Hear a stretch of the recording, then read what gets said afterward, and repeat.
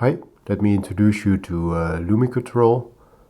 This is a clone of the settings you see in Camera Raw or in the Lumetric color of After Effects.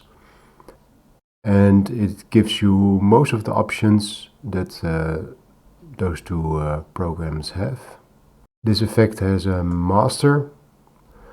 This has partially the same function as opacity, but in the background of the effect, if any of these parameters go back to 0, they will be bypassed, and it will free up some frames per second. So, okay, let's dive in. I added a patch depth just for good measure, because there are a lot of color changes and luminance changes inside the plugin.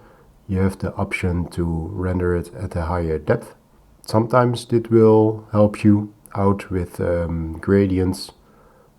So if there's you're running a gradient and it gets corrupted and you see some branding, then you can switch it to 16-bit. Underneath the bit depth there is the temperature. So this is the white balance. So you can shift that, and you have the tint. So go green or go magenta.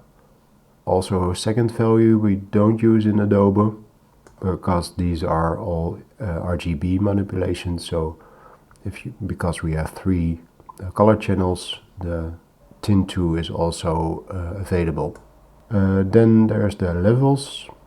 So we have the highlights, the shadows, exposure, contrast, and gamma. Gamma is also a contrast setting, but it only shifts your mids, so your grays. You see that the gamma only affects the grays in your image and not the whites or the blacks. And when you use the contrast, you see this band narrowing, and gamma will not do that. So it will create a curve, but no hard edges like contrast. You can also say if you want to include or exclude the colors when you change these. It's a strange effect that I found. I like the result of it, so that's why I added it. So you see when you exclude the colors, the image stays more vibrant.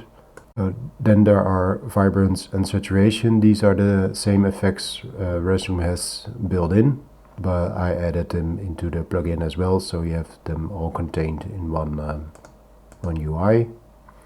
Then there's texture.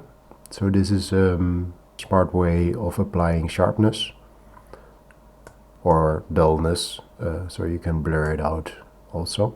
Then there's vignette. This will render a round vignette on every composition, so it doesn't really matter what aspect ratio you have, there will always be a round vignette. You can make it sharp or soft. You can change the size. You can also render it on the inside.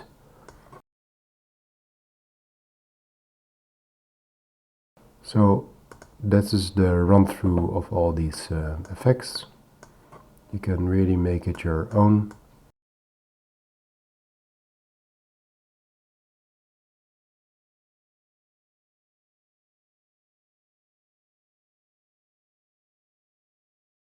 So I hope you like it.